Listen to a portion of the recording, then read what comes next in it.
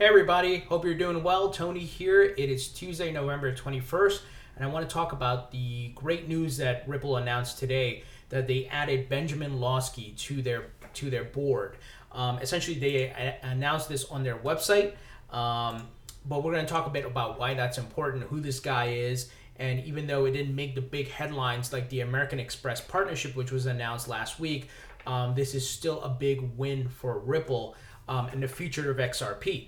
So here's what Benjamin looks like. This is a photo of him, and you may have seen this guy probably on CNBC being interviewed about regulating the cryptocurrency market, and also about just interviews about Bitcoin and cryptocurrency on the whole.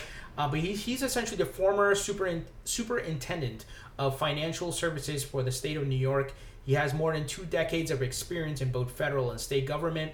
He's also an influencer with financial services and digital asset space.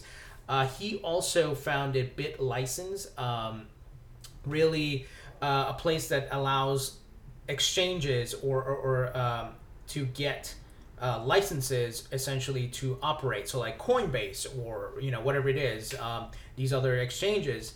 Operating in the state of New York, because they wanted to essentially make sure folks weren't getting scammed. You kind of have to go through a regulatory process if you want to be an exchange, right? And that's important for all of us as consumers. You want to make sure that you can trust an exchange to go and purchase your crypto. He was also featured in the Netflix documentary Banking on Bitcoin. So here's a direct quote from the Ripple's website, an announcement of Benjamin Lawsky being added to their board. As Ripple's newest board member, Lawsky will play an integral role in helping financial institutions adopt XRP for institutional use, which in turn removes the friction from global payments. So all the haters out there who comment on some of my videos and even other videos online posting the banks will never use XRP, they're going to create their own crypto or blockchain, whatever. Ripple is way ahead, and also if a specific bank creates their own blockchain, a coin, that doesn't mean another bank is going to use it. But if you have one global system, which is Ripple, a solution that all the banks can really join together and use it, it's much easier than them spending the money having to use resources to develop their own, and another bank may not trust it or work with it. But if you have a agreed upon consensus of this technology working for banks, the banks will use it as long as it works, of course, and it saves them money. And we'll talk a bit about that later. So why is this important? Why is this news? Who cares if this guy, right? So what? Well, as mentioned, Benjamin is a heavyweight in the banking industry. He has experience in the crypto world, and his connections are going to be useful to Ripple. So this guy has a history of, working with banks. Obviously, also putting some regulation on them, making sure that they are abiding by the rules. So he knows how to deal with them.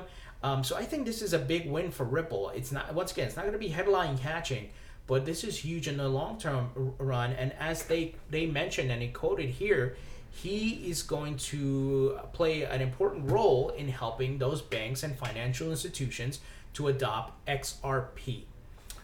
So they're building their repertoire. I can't even pronounce that word right now. But and essentially they're growing. They're bringing smart people on board, influential folks, which will help them to communicate with the banks and get more on board. And if you've been following Ripple, they have over 100 financial institutions that are working with them right now. So I think this is huge for Ripple. And as I've done in a previous video where I highlighted this, a Japanese bank, SBI Group, so let me just pull it up here because I know there's going to be some haters. They come out of nowhere and they don't actually present facts. They just say, well, Ripple is this or whatever it is, right? Let's see here. I think it's SBI Group, same as SBI. Here we go. SBI Group is a financial services company based in Tokyo, Japan. And they're also known as SBI Holdings. they released their financial report and saying that using XRP reduced their cost by 60%, essentially their remittance fees, which is great news. Now that's one bank, and they have over 100 working with them. So a lot of those other banks are now in that testing phase, right? They're learning about the technology, using it, and they have to go through that trial period and to vet it for themselves that it actually works and saves them money and time.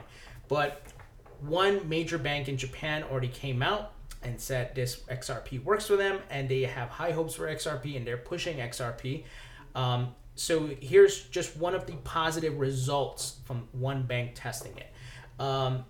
So what now, haters, right? I expect more great news to come out, more banks to come out and say that this saves them time. If you have actually even transferred Ripple on your own, sending it to a wallet, whatever it is super fast. It's faster than Bitcoin and Ethereum.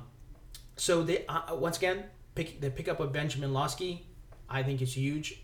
And it's definitely going to help them in working with banks, getting more banks on board. And as I've said in my other videos, XRP is for the long-term hold. It's not going to jump, like Ethereum or Bitcoin and jump up, $50, $100, whatever. It's for the long term. And as I mentioned in my other video as well, just recently, I believe Ripple and the banks who are currently testing are controlling the price of XRP because they need stability for the testing, right? And you can look up that video and I explain in detail why that is. But I would love to hear what you guys think. What do you guys think about this pickup of Benjamin Lawsky being added to the board and his background, his experience? Please leave your comments in the comment section below. If you like this video, please thumbs up. Please subscribe to my channel for more videos on Ripple and other cryptocurrencies. Talk to you guys later.